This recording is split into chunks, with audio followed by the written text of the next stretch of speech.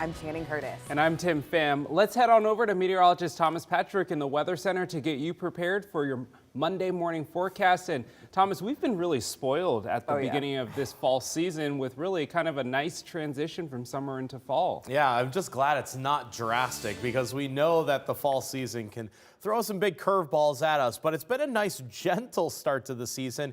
And even summer is still knocking on the door today saying, hey, can I get back in on the action? And really today and tomorrow are going to be incredibly warm during the afternoon. Summer is not through with us just yet. But it is nice and comfortable out there this morning with our temperatures in the 50s and a few spots still in the 40s this morning. But 54 degrees right at sunrise here in Spokane. Should have nothing but sunshine all day long today. Our normal cool spots are still showing their colors. Deer Park and St. Mary's at 38 degrees. I'm not surprised. I mentioned this last week. If I see 30s on the map, I'm not going to be surprised, and that still is the case. But there are just as many areas still in the 50s. 59 in Ritzville, and it's 50 degrees on the dot in Coeur d'Alene.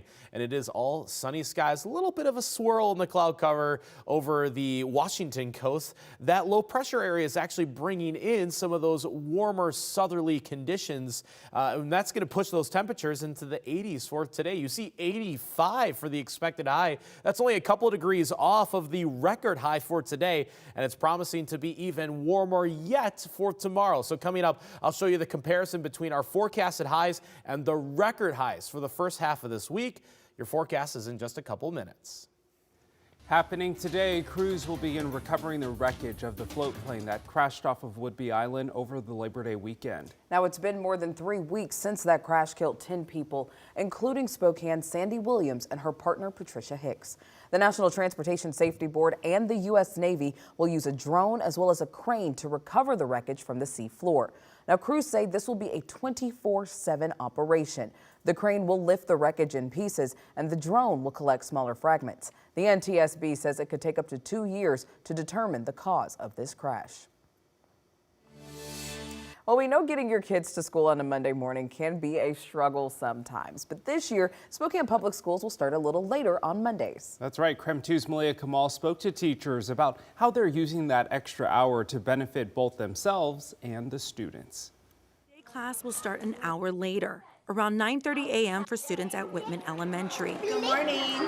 Have some time to dig a little bit deeper into what kids are able to do academically and socially. This past summer, SPS sat down with the Spokane Education Association and had a conversation on how teachers can better serve their students.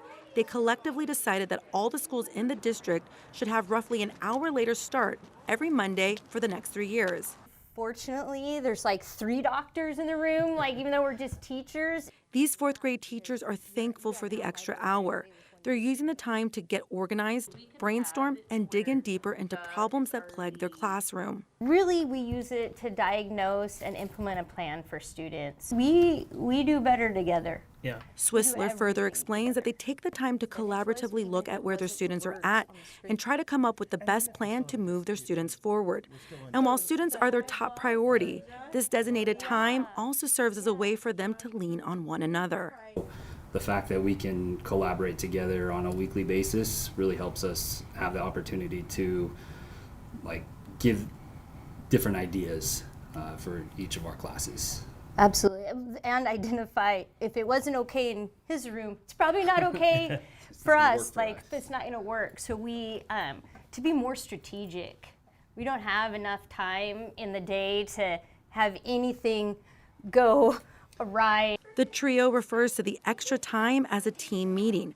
They say that this is the only time when their schedules align, adding that the district tried a similar concept a couple years ago, but those Friday meetings didn't work out well for them or parents.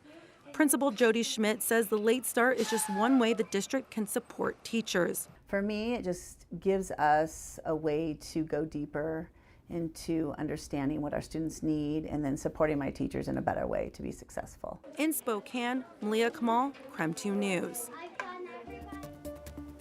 This past week, all eyes were on the homeless encampment near I-90 and Freya in the East Central neighborhood.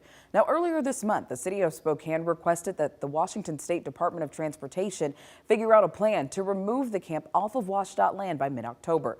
Then last Tuesday, the department responded with a scathing letter saying that the city still does not have a solid plan to house all of the people living at the camp and that it was irresponsible to clear out the camp without solutions. Then on Wednesday, the city and the state met to discuss a joint plan and to find solutions. They also expressed concerns about the Spokane County Sheriff's Office stepping in to clear the camp.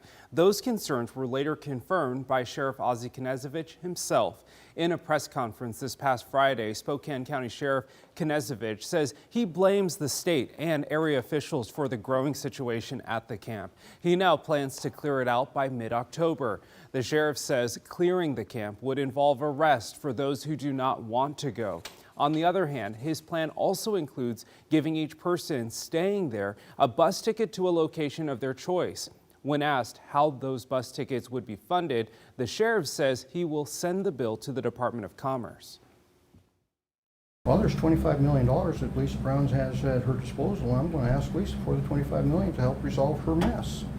The sheriff says they will be clearing out the homeless camp under abatement laws. That means when there's a property that becomes a nuisance, law enforcement has the authority to clear it out. To do this, Sheriff Knezevich says he plans to call on the Spokane Police Department for additional support. It's 7:07 now. Let's take a look at your morning rush. More news in less time. This morning, a Washington State trooper is still in intensive care at Seattle's Harborview Medical Center. Trooper Dean Atkinson was shot in the face in Walla Walla last week. Atkinson then drove himself to the hospital. Right now, though, he is in stable condition. Atkinson is a 5-year veteran of the force. The man accused of pulling the trigger, Brandon O'Neill, now faces several charges, including attempted murder. Well, starting today, the Downriver Disc Golf Course in T.J. Meenock Watercraft Access Area will be closed due to a construction project. This project is a new $4 million storm water treatment facility. Now, once the facility is completed, it will be able to treat up to 11 million gallons of storm water. Alongside the new facility, the project will also renovate the Downriver Golf Course, bringing 18 new holes to the course.